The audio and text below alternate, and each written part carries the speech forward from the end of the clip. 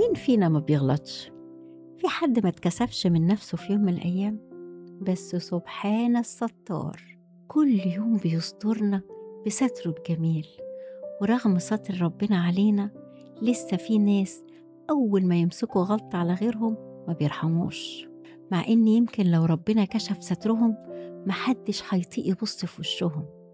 أنا أماني السعدني، وده بودكاست عادة وعبادة، مكان هادي بنحكي فيه عن الحاجات الصغيرة اللي بنعملها كل يوم، اللي ممكن تبان عادة لكن بالنية هتكون عند ربنا عبادة.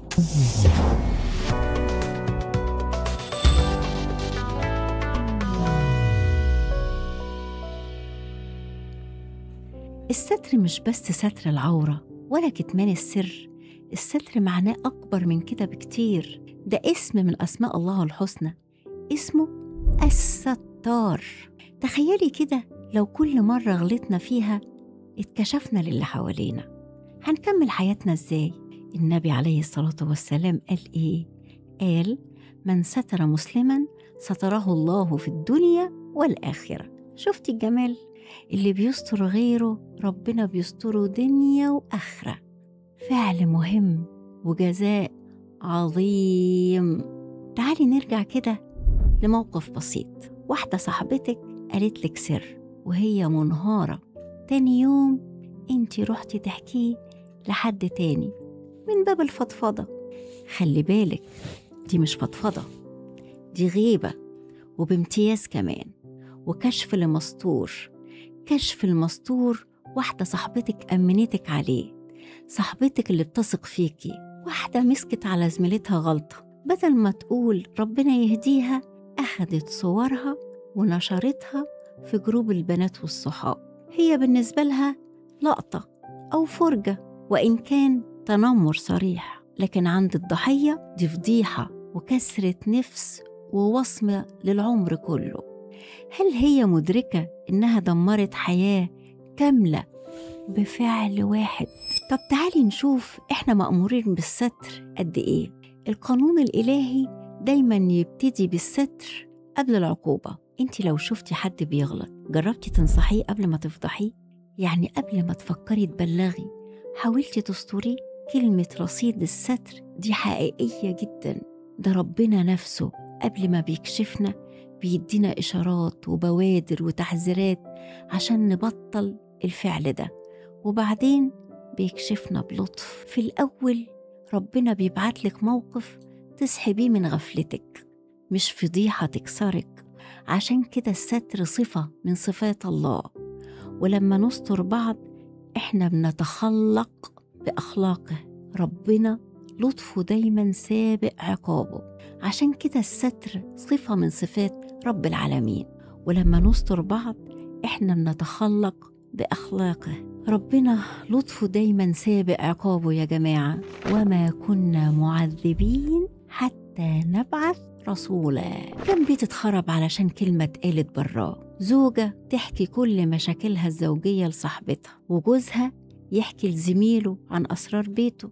دي مش فضفضة يا جماعة، ده كشف ستر، دي أسرار بيوت. الستر في البيوت رزق، ولما ربنا بينزعه بيبقى صعب يرجع تاني. لو في خلاف بينك وبين حد خليه بينك وبينه، مش بينك وبين الدنيا كلها.